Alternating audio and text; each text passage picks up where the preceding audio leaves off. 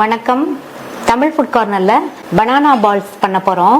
வாழைப்பழத்தோட ரவை தேங்காய் துருவெல்லாம் சேர்த்து பண்ணியிருக்கிறதுனால டிஃப்ரெண்ட்டான டேஸ்ட்டில் ரொம்ப சூப்பராக இருக்கும்.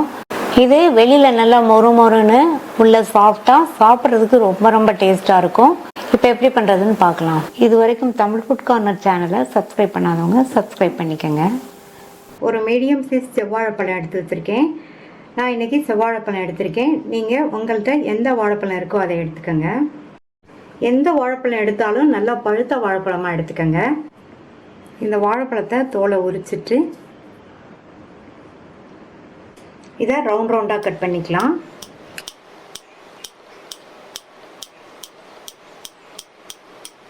இந்த மாதிரி 1/4 இன்ச் திக்னஸ்க்கு கட் பண்ணிக்கோங்க. இந்த அளவுக்கு கட் பண்ணாதான் நெய்யில் வதக்கும் போது இது நல்லா சாஃப்டாக வதங்கும். இந்த பேனில் 1 டீஸ்பூன் நெய் சேர்த்துட்டு நெய் உருகினதும் கட் பண்ணி வச்ச வாழைப்பழத்தை இதில் சேர்த்து வதக்கிக்கலாம். இந்த வாழைப்பழத்தை நெய்யிலேயே 1 நிமிஷத்துக்கு வதக்கிக்கலாம். இப்போ 1 நிமிஷம் ஆச்சு. எல்லா வாழைப்பழத்தையும் இந்த மாதிரி லைட்டாக கட் பண்ணி விட்டுட்டு வதக்குங்க. வாழைப்பழம் நல்லா பழுத்து இருந்தால் நம்மளுக்கு நல்லா ஈஸியாக வதங்கிடும். வாழைப்பழம் நல்லா நெய்லேயே வதங்கி மசிஞ்சு வரட்டும். வாழைப்பழம்லாம் நல்லா மசிஞ்சிருச்சு. இது கூட 1/4 கப் ரவை சேர்த்துக்கலாம். வறுத்த ரவை, வறுக்காத ரவை, எந்த ரவை வேணாலும் சேர்த்துக்கோங்க. இந்த ரவையை நல்லா இந்த வாழைப்பழத்தோடு மிக்ஸ் பண்ணி விடுங்க.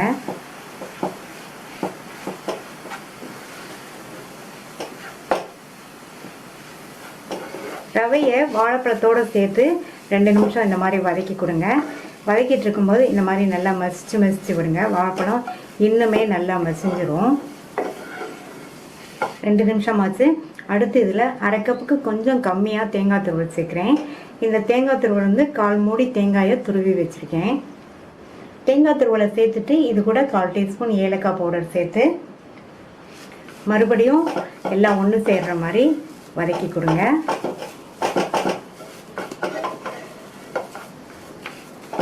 நம்ம சேர்த்த தேங்காய் துருவலோடு சேர்த்து 1 நிமிஷம் நல்லா மிக்ஸ் பண்ணிவிட்டு அதுக்கப்புறமா இது கூட 100 ml பால் சேர்க்குறேன். காய்ச்சி ஆற வச்ச பால் சேர்த்துட்டு கலந்து கொடுத்துட்டே இருங்க.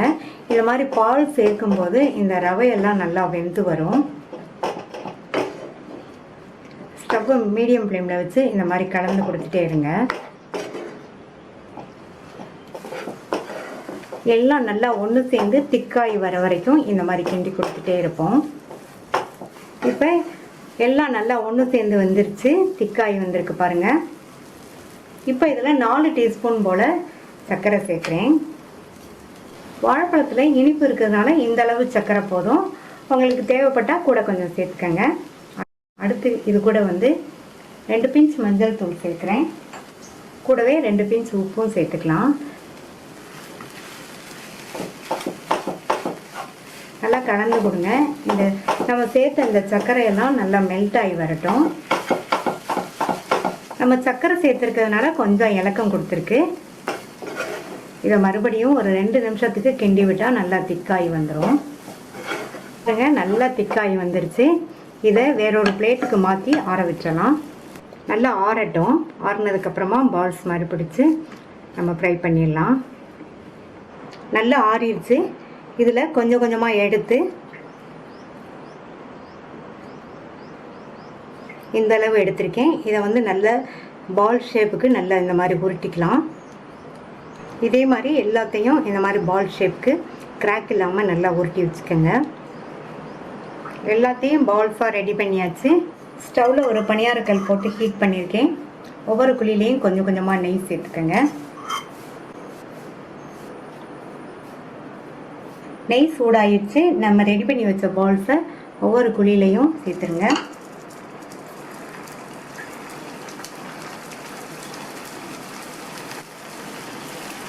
பால்ஸ் எல்லாம் சேர்த்ததுக்கப்புறமா ஸ்டவ்வை லோ ஃப்ளேமுக்கும் மீடியம் ஃப்ளேமுக்கும் நடுவில் வச்சுக்கோங்க. போட்டோன்னே டிஸ்டர்ப் பண்ண வேண்டாம். ஒரு 2 நிமிஷம் வெந்ததுக்கப்புறமா லைட்டாக இந்த மாதிரி திருப்பி விடணும். ஃபுல்லாக திருப்பிடக்கூடாது. இந்த மாதிரி லைட்டாக திருப்பி விடுங்க.